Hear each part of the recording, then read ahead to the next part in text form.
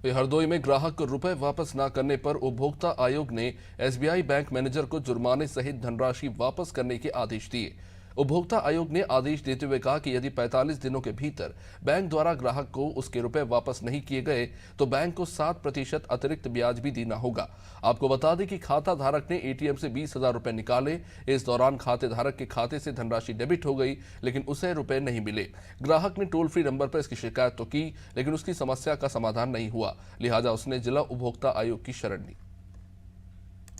26 मार्च 2021 को मैंने पिहानी चुंगी एटीएम से 20,000 रुपये निकाल रहा था। 20,000 रुपये निकालने के बाद में ये हुआ कि वहाँ का सर्वर डाउन था, इस वजह से मेरे अकाउंट से पैसा कट गया, लेकिन मुझे पैसा प्राप्त नहीं हुआ। उसके बाद में मैंने कंप्लेंट की टोल फ्री नंबर पे। उसमें निस्तारण ये मिला कि 5 अप्रैल 2021 को मेरे अकाउंट पैसा वापस आ गया है, लेकिन उसमें मेरा पैसा वापस नहीं आया था। उसके बाद मैंने अपनी शाखा में कंप्लेंट करी। कंप्लेंट करने में फिर से यही निस्तारण मिला कि 5 अप्रैल को मेरे अकाउंट में पैसा वापस आ गया, लेकिन पैसा वापस नहीं आया था।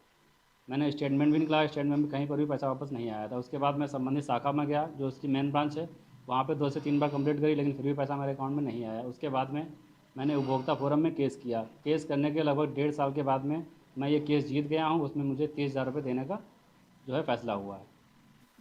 जी, जिला उपभोक्ता फोरम हरदोई में एक सलमान अली द्वारा वाद आयोजित किया गया था, जो स्टेट बैंक साणी रोड हरदोई के खिलाफ था, और उसका एटीएम से 20,000 रुपया निकल गया था।